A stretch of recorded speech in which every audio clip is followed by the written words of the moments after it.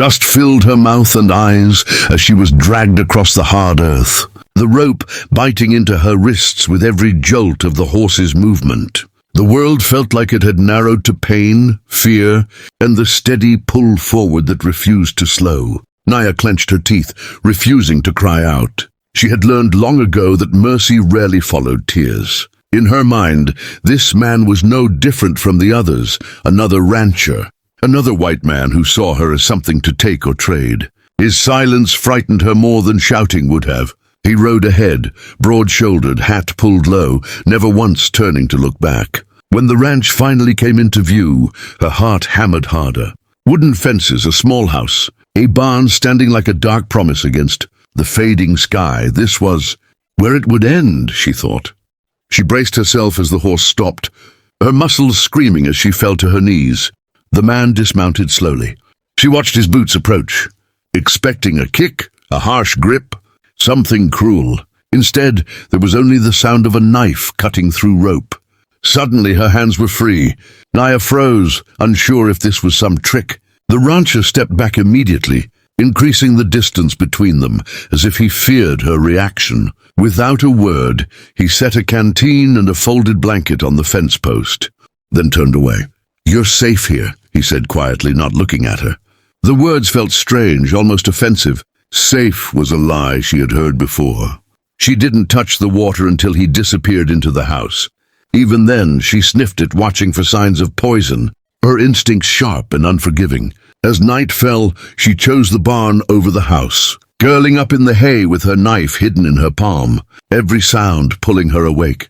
The rancher lit a lantern and hung it near the door, leaving food nearby before walking away again. Lying there in the dim light, Naya felt confusion creep in beside fear. If he meant to harm her, why give her space? Why free her hands? The anger she had carried began to waver, replaced by questions she didn't want to ask.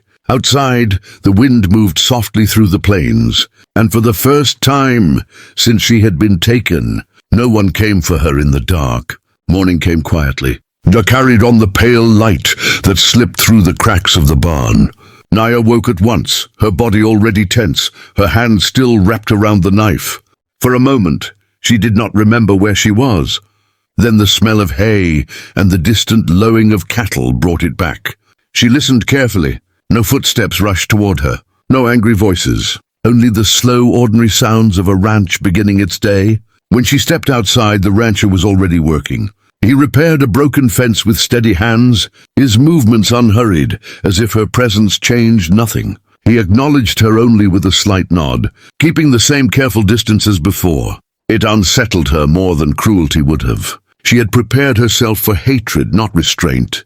Hunger finally pushed her forward.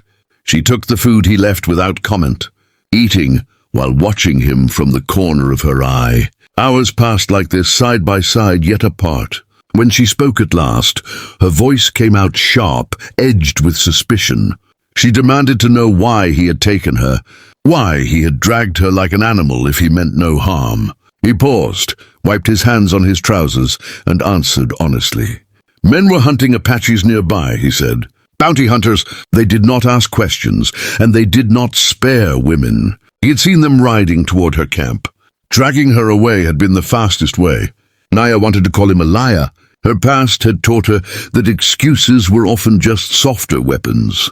But something in his eyes held steady, without hunger or pride. He told her she could leave if she wished, but warned her the land beyond the hills was no longer safe. The choice, he said, was hers.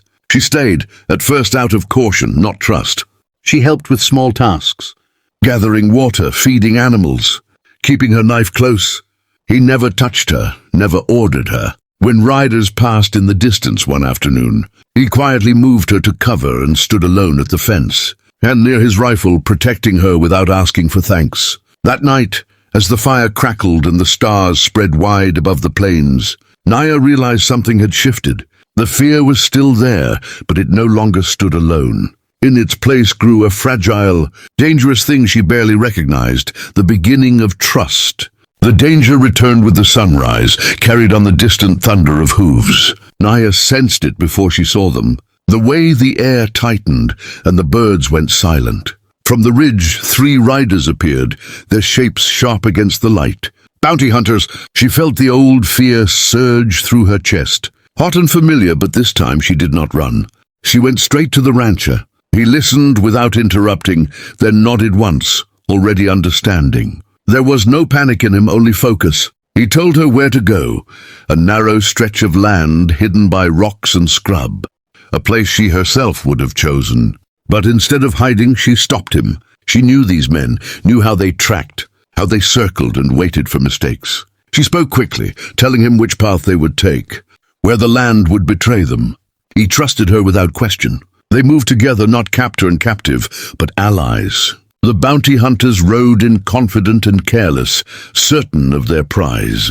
What they found instead was confusion, false tracks, distant sounds, shadows that never quite revealed themselves. When the confrontation finally came, it ended without blood. A warning shot, a firm voice, and the clear message that this land was not theirs. The men left angry and empty-handed, their threat broken by unity rather than violence. When the dust settled, the ranch felt different, as if the earth itself had exhaled. Naya stood still, the weight of choice pressing on her.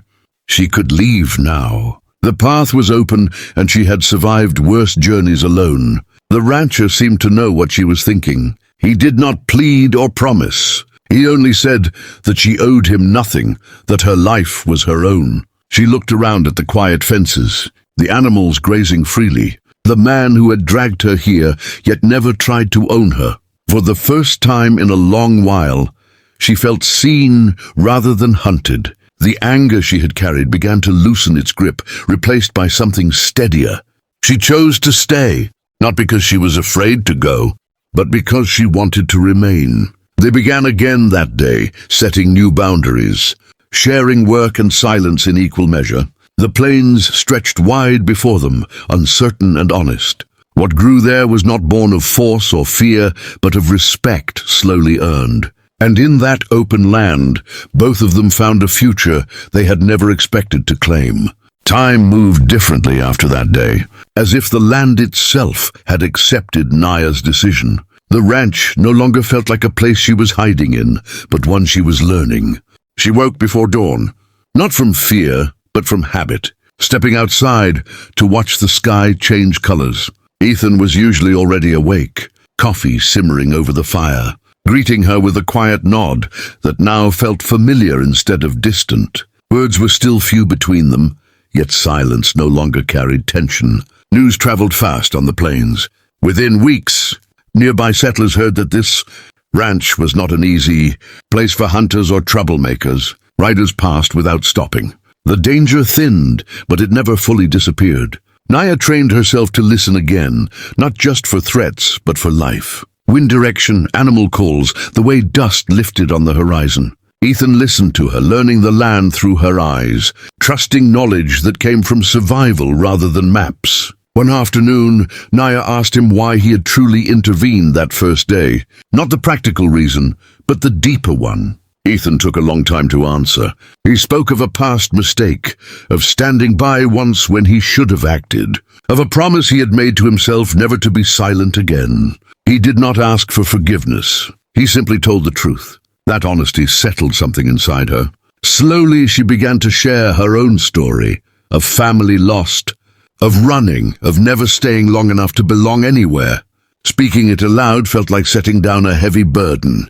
Ethan did not interrupt or judge. He listened, the way the plains listened, wide and patient. When the first winter storm came, it trapped them together for days. They worked side by side to protect the animals, to keep the fire alive. There was hardship, but no fear. In the closeness of survival, trust deepened into something steadier, stronger. Not romance born of desperation, but respect grown through choice. By spring, Naya no longer thought of herself as someone rescued.